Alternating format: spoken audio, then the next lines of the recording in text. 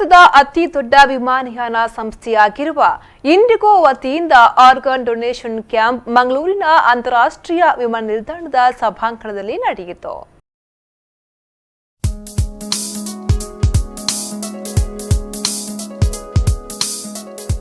ಅನ್ನದಾನ, ರಕ್ತದಾನ ಹೀಗೆ ಅನೇಕ ದಾನಗಳಷ್ಟೇ ಶ್ರೇಷ್ಠ ಈ ಅಂಗಾಂಗ ದಾನ. ಈ ನಿಟ್ಟಿನಲ್ಲಿ ಇಂಡಿಗೋ ಸಂಸ್ಥೆಯ ಸಾಧನೆ ನಿಜವಾಗಿಯೂ ಶ್ಲಾಘನೀಯ.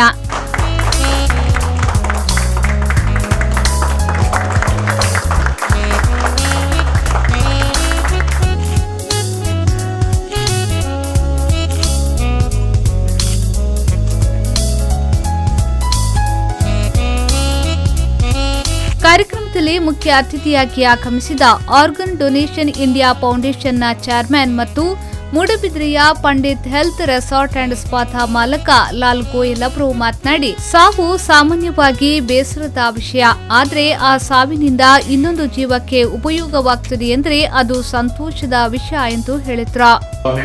Rules and regulations first the person who is brain dead has to be certified by the committee. Now the committee is there in all the districts, which consists of 4 eminent doctors of the field of urology, nephrology and other faculties. They first examine if the patient is brain dead, and then they have to wait for minimum 6. ನಂತರ ಮಾತನಾಡಿದ ಮಂಗಳೂರು ಅಂತಾರಾಷ್ಟ್ರೀಯ ವಿಮಾನ ನಿಲ್ದಾಣದ deputy commandant Amit Kumar ಅವರು, ಜನರಲ್ಲಿ ಅಂಗಾಂಗ ದಾನದ ಬಗೆಗೆ ಜಾಗೃತಿ ಮೂಡಿಸುವ ಅನಿವಾರ್ಯತೆ ಇದೆ. ಜನರು ಆದಷ್ಟು ಅಂಗಾಂಗ ದಾನ ಮಾಡಬೇಕು, ಅದು ಎಷ್ಟು ಜೀವಗಳಿಗೆ ಮರು ಜೀವ ಕೊಡುತ್ತದೆ ಅಂತ.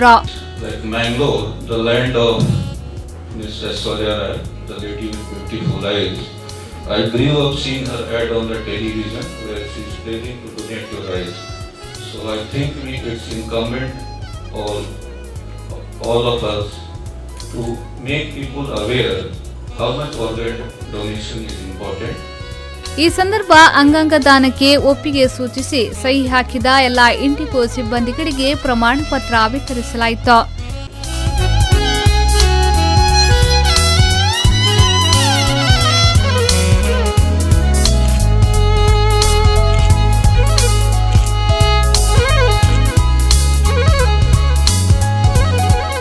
ಕಾರ್ಯಕ್ರಮದಲ್ಲಿ ಇಂಡಿಗೋ ಸಂಸ್ಥೆಯ ಮ್ಯಾನೇಜರ್ ಅರ್ಚನಾ, ಇಂಡಿಗೋ ಸಂಸ್ಥೆಯ ಸಿಬ್ಬಂದಿಗಳು ಮತ್ತಿತರರು ಉಪಸ್ಥಿತರಿದ್ದರು.